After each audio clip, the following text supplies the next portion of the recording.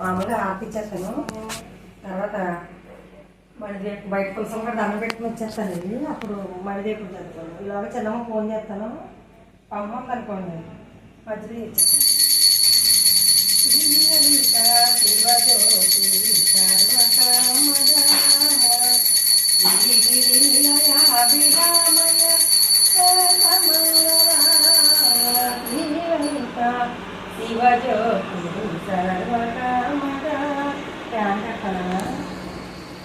అందరికంటే చక్కని తల్లికి సూర్యహారతి,